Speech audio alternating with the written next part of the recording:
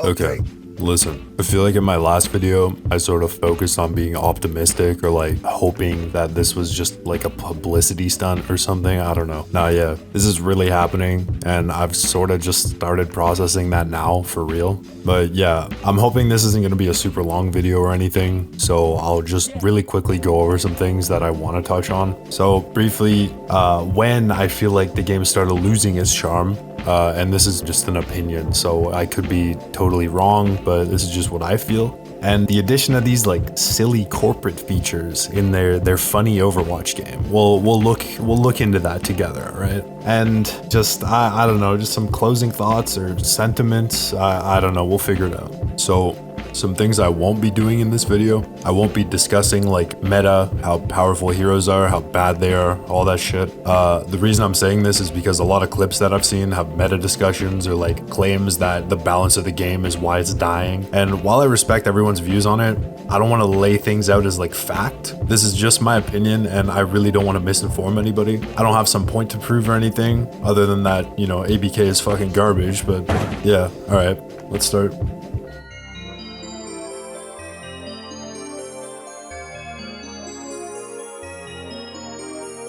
So when the game started losing its charm, like I said before, this is totally subjective and it's really just based on my experience. After season 9, I found myself not really looking forward to playing ranked at all. At this point, there were decay games you had to play and it really felt like a chore almost. I had work and school obligations, I was in a relationship and I wanted to give more time to those things instead. The release of Brig and season 10 in general made it really easy for me to walk away from the game. I'm not gonna go into the balance or anything, but yeah, for me the game was just not fun. I will say though, the Overwatch team was still releasing cool events, some insane animated shorts, and just really amazing stuff. Regardless of how little I enjoyed it, I can still appreciate all of these things. Like, it was really cool.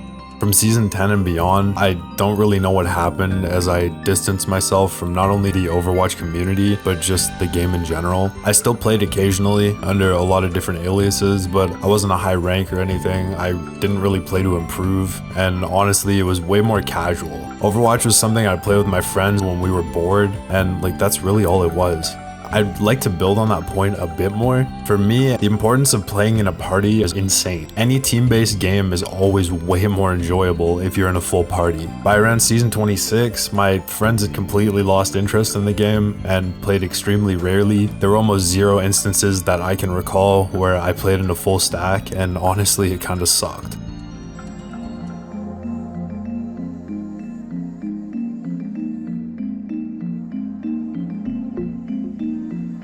At this point, I was in university for my second degree, and I had been for a little bit. I didn't realize that my new uni had like an esports scene, and honestly, it never even crossed my mind. I saw they had a Discord, and I'm like, man, I wonder if they have an Overwatch team. I joined, I introduced myself, said I played some Overwatch, and this one guy in there, Axel Paxel, he responded to me so fucking fast that it was kind of alarming, I'm not gonna lie to you. He basically held me hostage and asked me what role I played, what rank I was, all that shit. I'd been solo queuing a lot in ranked because I'm a masochist and picking off tank, strictly because the queue times were super quick. So I told them that I played off tank, and it was a very weird timing thing because they actually didn't have a dedicated off tank player at the time. So they asked me if I'd be down to scrim, and I agreed. I was really fucking scared though. As nervous as I was, the first scrim I had with that team, I fucking loved them. Scrimming was fucking great because I got to play in a full stack against another team who was actually trying to win or practice at least. It was really different than ranked, and honestly, it was way more fun. I was going through something when I first joined that team, and all of my teammates really made everything so much easier for me. So, like, I'm really thankful. Playing on a collegiate team really cemented my thoughts about playing in a stack. If I had never joined that team, I probably would have stopped playing way sooner than now. But yeah, speaking of now, yeah, cool segue.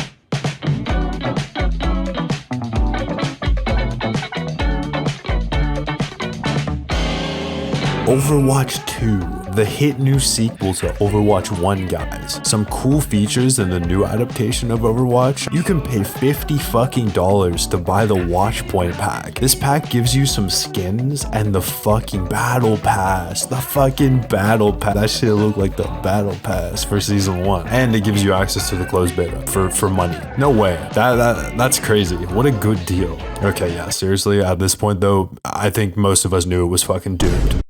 All will be revealed. Activision partnering with Blizzard let them get their silly little hands on the dev teams and basically told them that less is more. Cosmetics now all cost real money, and a funny and quirky way to get some of them is to buy their epic battle pass, which also gives you immediate access to the new hero that released in that season. What a great model. The One Punch Man crossover, where they sold you 3 skins for like $80, some dog shit price like that. It's like, yeah, it's cool that they're doing a crossover, and they give you the coolest guy, Moomin Rider, for free. But adding those fucking skins in and then charging people like $80 is like that's kind of fucked up. Like the old events, they would release a whole line of skins, probably like 6 or 7 for different guys, and you could get them out of boxes. And you got the boxes for leveling, for playing the game, for doing your arcade wins or whatever.